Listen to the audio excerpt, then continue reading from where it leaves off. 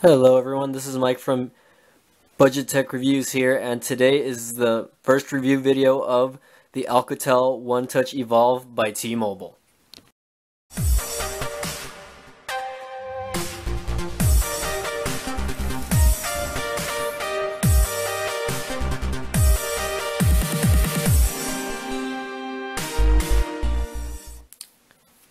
Okay everyone, let's get this review started. I've had this phone for about a week, so I'm going to try to get the 2 or 3 videos out of it and let you guys know what I thought about it. This phone I purchased retail at a Best Buy for $59.99. You know, it came out to like $64 after taxes.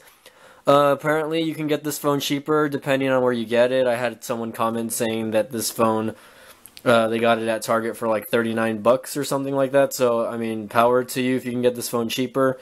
Let's take a look at the physical features of this phone. As you can see, the back has a kind of like a soft back cover here.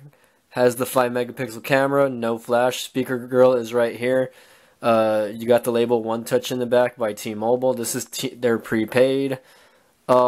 On the side actually over here, and let me see if you can get a view of that, is their data port, or charging port, excuse me. And up top here is your power button with your 3.5mm headphone jack. And on the side you have your volume rocker. So as you can see here, the phone has a little bit of a shine, and you know, for a $60 phone, a phone that's under $100, it doesn't look cheap. It doesn't really feel too light to the point where you think it would be like, you know, it would break real easily. Screen is pretty much plasticky. It's not so much a Gorilla Glass, but anyway, going forward, your earpiece up here, you got a 0.3 megapixel camera down here, and on the bottom you have 3 capacitive buttons. And here we go. Let's go to the lock screen. As you can see here, standard Android 4.1 lock screen. Right now I don't have the SIM card inserted, so it's going to say emergency call because I don't have the SIM inserted.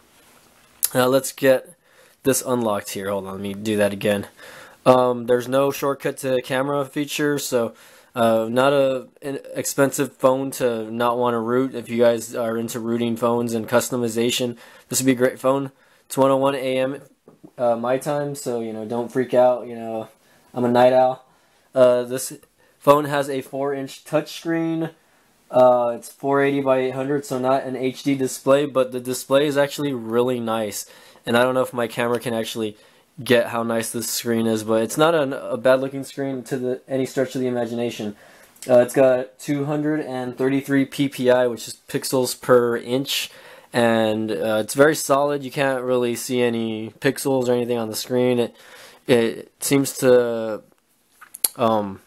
be responsive, but at times this phone does tend to lag. So as said, going back to specs, where this phone has a 5 megapixel camera. It takes 720p video and a 0.3 megapixel camera. The front facing camera I'm not a fan of, and later on in the second or third review video I'm going to get camera shots and video footage from each side, so you guys can see which one is obviously better, right? And of course, you know, the rear camera is going to be a lot better. But going forward, this phone out of the box comes with a single core processor. It's only clocked at 1 gigahertz, and it's an ARM Cortex A9. Has 512 megabytes of RAM. So for a budget phone under $100, I mean, you're not gonna get great specs like the Moto G or anything like that. The Moto G is probably honestly the best phone that you can get for its value, minus the fact that it's a 3G phone, but they are coming out with a 4G or LTE version of the Moto G, so looking forward to seeing how that one comes out. But this phone only comes with 4 gigabytes of internal memory. So if you guys are sticklers for memory and download a lot of games and apps, you're probably not going to want this phone, because the fact that it has very little RAM and memory, you're going to fill up the space really quick, even though it does have a micro SD card slot in the back. for expandable memory up to 32 gigabytes. So if you guys are you know, you like to take a lot of pictures and you like to have music, add music externally, this would be a great way to go about it with an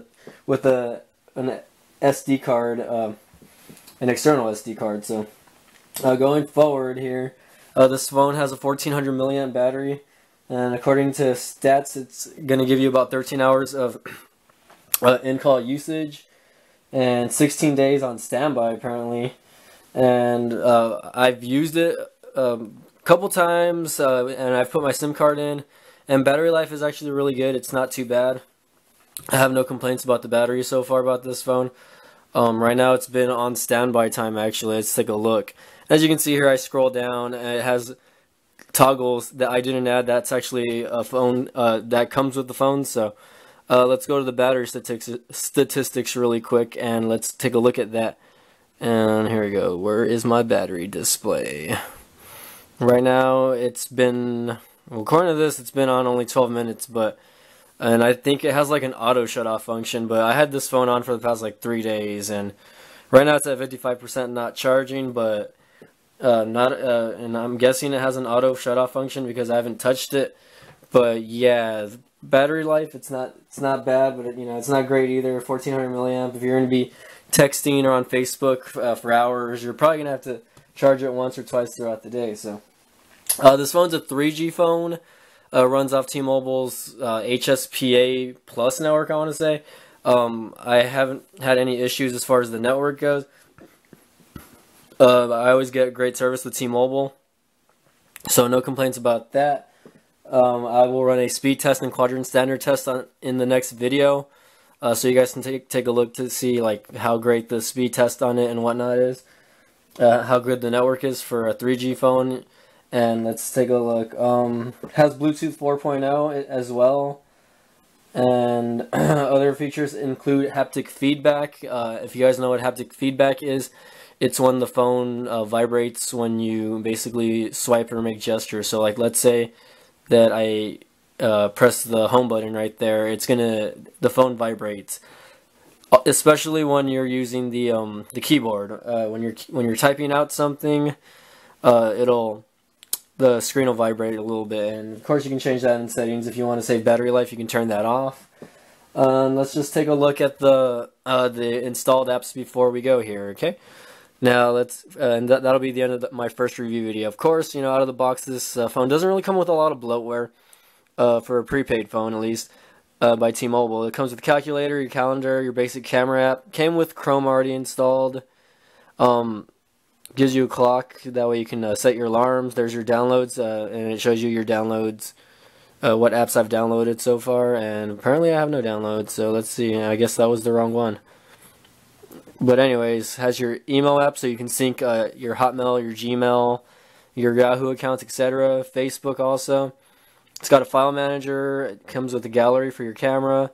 Now I installed a bunch of different apps like Google Keyboard, Facebook, but it mostly comes with stock Google, like Google Plus, Hangouts. Of course, you're gonna have to update all those apps when you get the phone activated or connected to Wi-Fi. It's gonna flag you saying you need to update like 18 apps, so including the T-Mobile apps that are already pre-installed, such as Mobile Hotspot and, you know, other apps like the TV one. Of course, comes standard with Google Maps, music player, photos. It's got a little notepad. Movie Studio, which we'll have to look at later. I don't really mess with movie studio apps, but people that like to edit videos that they take on their phone, that would be pretty useful. It has a radio app down here, and I don't know if you guys can see that, but anyone that is familiar with radio apps for phones and or radio antennas phones that come with radios, I guess, anywhere you live, basically you can turn the phone into a radio. I think it's pretty nifty. And you can, instead of, you know, killing your battery streaming on your data network or whatever, you can just plug a headphone jack in up top or whatever, use your headphones or plug it into your car, and you can run the radio station like that. So I thought that was pretty cool. It's got a sound recorder, comes with T-Mobile My Account, T-Mobile Name ID, T-Mobile TV, and I don't know what to-do is. I guess it's a to-do list. And of course your standard video player, voicemail, voice dialer, etc. So, okay guys, that's it for the first review video of the Alcatel One Touch Evolve by T-Mobile. This is a prepaid phone. Keep an eye out for the part 2 video, which I will get, I'll get you quadrant standard scores, speed tests, and hopefully some gaming on this next video. So, thanks for watching it guys, and please subscribe.